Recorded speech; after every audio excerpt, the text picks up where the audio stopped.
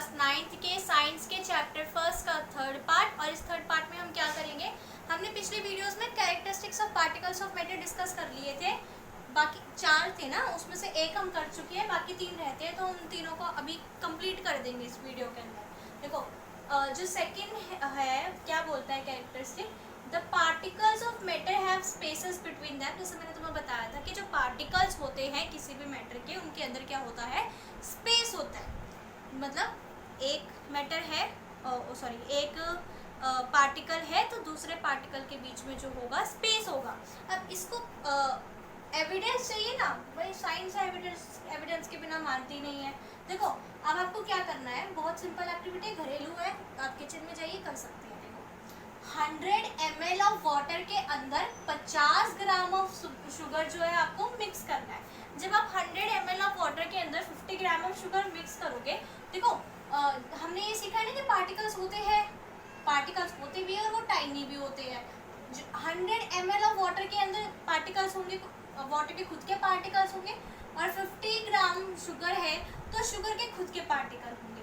लेकिन जब हम वाटर के अंदर, जैसे मान लो ये लेवल है वाटर का इतना 100 ml का, और आपने जब इसके अंदर 50 ग्राम ऑफ शुगर मिक्स करा, दोनों मिक्स हो गया, वाटर प्लस शुगर हो गया, यहाँ पे वाटर प्लस शुगर। लेकिन जितना वाटर लेवल पहले था उतना ही लेवल अभी है, यानी जो वाटर की, यानी जो भी वाटर का जो वॉल्यूम था और अभी जो सोल्यूशन रेडी हुआ है शुगर प्लस वाटर का, वॉल्यूम के अंदर कोई चेंज नहीं हुआ है। वो तब भी इतना था और वो अभी भी इतना है।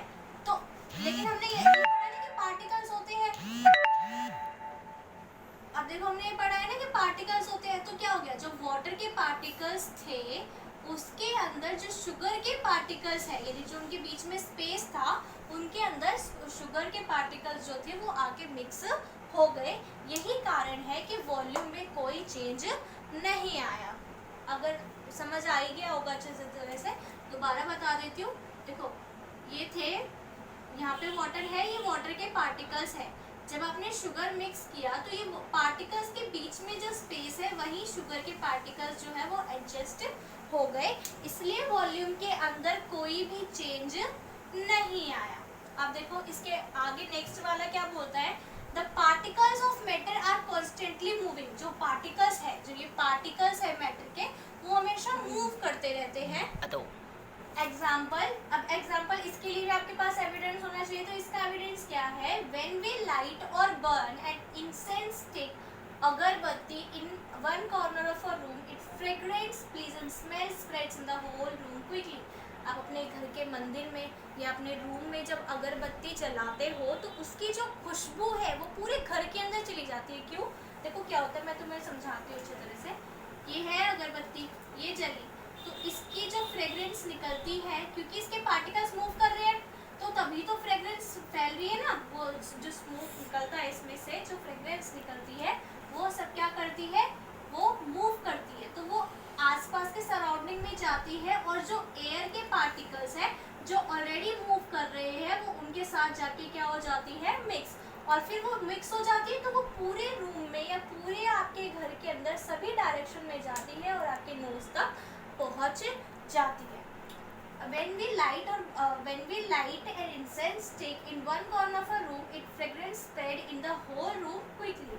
इससे क्या होता है, the particles of gases having pleasant smell move rapidly in all direction, mix with the moving particles of air. जो हमारी इंसेंस स्टिक थी, जो हमारी अगरबत्ती का जो पार्टिकल्स अभी निकले हैं वो एयर के पार्टिकल्स के साथ क्या हुए, मिक्स हुए, और एयर के पार्टिकल के साथ मिक्स हुए, वो खुद भी मूव कर रहे थे और एयर के पार्टिकल्स भी मूव कर रहे थे, तो वो पूरे कमरे में या पूरे घर के अंदर उसकी जो खुशबू है वो फैल जाती है। ठीक है, the particles of matter here incense gases and air are constantly moving. तो यहाँ पे हमें पता चला जो पार्टिकल्स ऑफ मैटर है, यहाँ पे कौन कौन सा मैटर आए, आपका इंसेंस आ गया, इंसेंस गैस मैटर हो गया, जो आपने अगरबत्ती चलाई उससे जो गैस निकली वो मैटर था, और एयर भी मैटर था। इन दोनों के पार्टिकल्स मूव कर रहे थे, इसी की वजह से आपको ऐसी खुशबू जो है आई थी।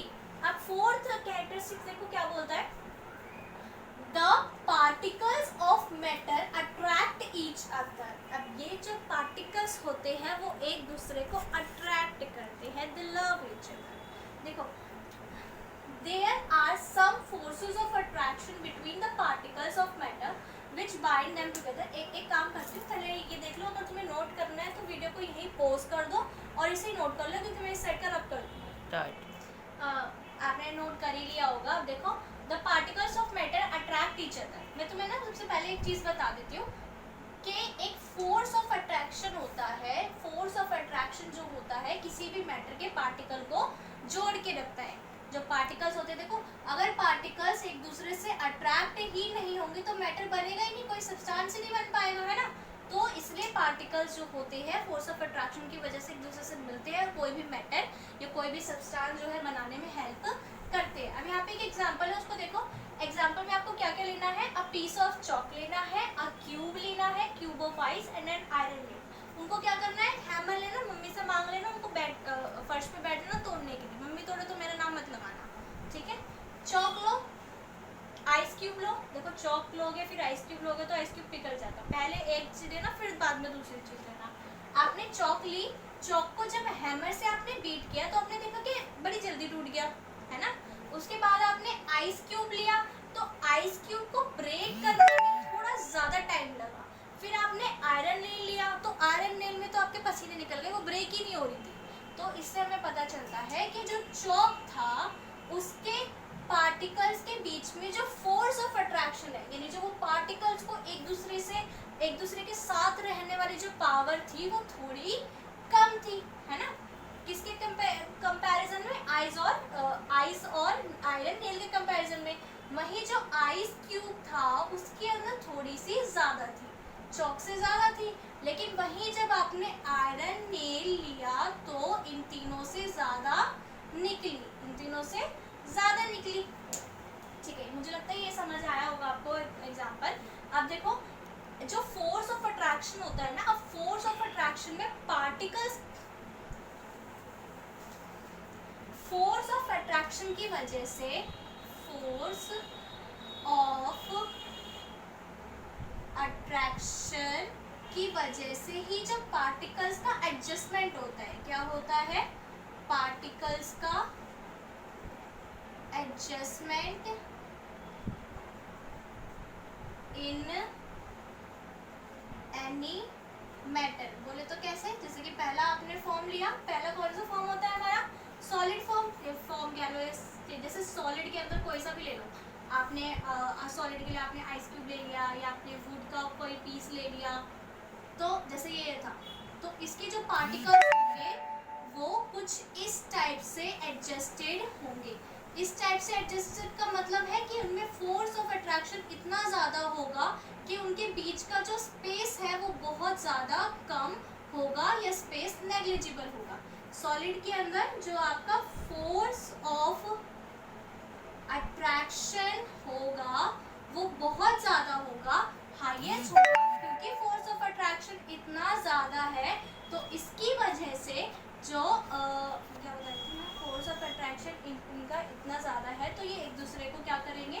बाइंड करके रखेंगे और रिजिड होंगे, टाइट होंगे ये, ठीक है। उसके बाद हम सेकंड चलते हैं।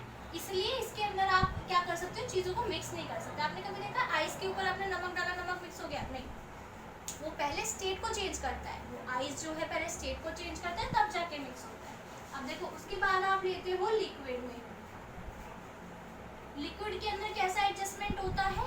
लिक्विड के अंदर जो है थोड़ा सा फोर्स ऑफ अट्रैक्शन कम होता है अगर हम कंपेयर करें सॉलिड से। इसका क्या है? फोर्स ऑफ अट्रैक्शन जो है तो सही लेकिन थोड़ा कम है सॉलिड से, ठीक है। सॉलिड से थोड़ा क्या है? कम है। इसका हाईएस्ट है तो इसका थोड़ा कम है। तो इसके बाद आता है तीसरा जो आता है आपका आता है गैस। अब गैस के अंदर देख लो, जैसे इतने एरिया में गैस है तो इसके पार्टिकल्स कैसे होंगे? ज़्यादा ऐसे होंगे। ऐसे से बोले का मतलब है जो इसके जो पार्टिकल्स होंगे उनके अंदर ज़्यादा स्पेस होगा। अब ज़्यादा देखो, इसके अंदर सबसे कम स्पेस है तो इसके पार्टिकल्स जो है वो सबसे ज़्यादा कम मूव करेंगे,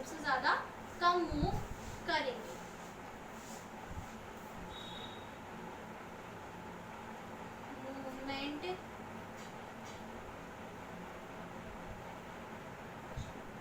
इसके जो पार्टिकल्स है वो मूव करेंगे, है ना।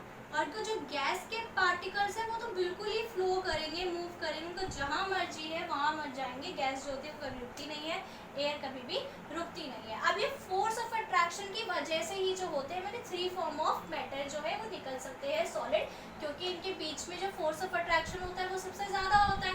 तो फोर्स ऑफ अट्रैक्शन इतना ज़्यादा है कि पार्टिकल्स एक दूसरे से इतना ज़्यादा टाइट है कि वो मूव थोड़े कम करते हैं, ठीक है। लिक्विड का देखो, लिक्विड के अंदर थोड़ा ज़्यादा स्पेस है तो पार्टिकल्स जो है वो और अच्छे से क्या कर सकते हैं, मूव कर पाते हैं। और गैस के अंदर फोर्स ऑफ अट्रैक्शन सबसे ज़्यादा लो होता है इन दोनों के कंपैरिजन में, तो वो और ज़्यादा फ्रीली मूव कर पाता है। ये आपको समझ आया अच्छे से। तो पार्टिकल्स की वजह से अब देखो, जैसे कि इसका एग्जाम्पल कैसे समझे, क्या प्रूफ है इसका कि इसके अंदर जो होता है स्पेस होता है। जैसे ये एयर है, अभी मैं ये कर पा रही हूँ, मैं ये कर पा रही हूँ, क्यों? एयर के अंदर हाथ लाया ना मैंने, ऐसे क्यों कर पा रही हूँ? क्योंकि एयर के जो पार्टिकल्स है उनके बीच में बहुत ज़्यादा स्पेस है। अभी मैं पानी लाती हूँ तो पानी के अंदर भी मैं हाथ डाल के निकाल सकती हूँ। क्यों निकाल सकती हूँ? क्योंकि वो जो पानी है उसके अंदर भी कहीं ना कहीं उसके पार्टिकल्स के अंदर भी स्पेस है। लेकिन कहीं ऐसा होता है पेड़ के सामने आप खड़े हो गए, आपने मारा घूसा, वो पेड़ में आगे बार होकर निकल गया, ऐसा नहीं होता। क्यों? क्योंकि वो जो ट्री है, वो जो वुड है, उसके पार्टिकल्स एक दूसरे से इतने ज़्यादा चिपके हुए हैं, इतने ज़्यादा टाइटली पैक्ड है कि वो आपका हाथ वहाँ जाने ही नहीं देते। आपको वो हिट बैक करेगा, आपको लगेगी, लेकिन उसको कुछ नहीं होगा बिकॉज ही स्ट्रॉन्ग, ठीक है। ये आया समझ में सॉलिड, लिक्विड और गैस का। इसके बाद देखो दो टर्म आती है, रिजिड और फ्लूइड। रिजिड का मतलब क्या होता है? रिजिड का मतलब होता है अनबेंडिंग और इनफ्लेक्सिबल, जिसको आप बेंड ना कर पाओ। जैसे एक पेन है तो उसको आप बेंड नहीं कर सकते, है ना, ये रिजिड है। और जितने भी सॉलिड होते हैं वो आपके रिजिड फॉर्म ऑफ मैटर होता है। वही जो फ्लूइड होता है, फ्लूइड क्या होता है? एक ऐसा मटेरियल जो फ्लो कर सकता हो। जैसे आपका पानी होता है, फर्श पे गिर जाता है, वो फ्लो करता है, और जिसको रखने के लिए आपको वेसल या कंटेनर की जरूरत पड़े, ठीक है। लिक्विड और गैसेस जो होते हैं फ्लूइड फॉर्म ऑफ मैटर होते हैं। तो अब देख लो, नोट करना है तो कुछ कर लो इसमें से। और बाकी मुझे लगता है कि इतना तो समझ आया होगा। अगर समझ आया है तो कमेंट में जाके स्माइल वाली इमोजी पोस्ट कर देना, और आपको लगे कि यहाँ पे इम्प्रूवमेंट की ज़रूरत है या ये रह गया है, ये समझाना है, तो वो भी कमेंट सेक्शन में जाके ज़रूर बताना। बाकी लाइक करने का मन करे तो कर देना, कमेंट करने का मन करे तो कर देना, सब्सक्राइब करने का मन करे तो ज़रूर कर देना, वो इससे मुझे मोटिवेशन मिलेगी।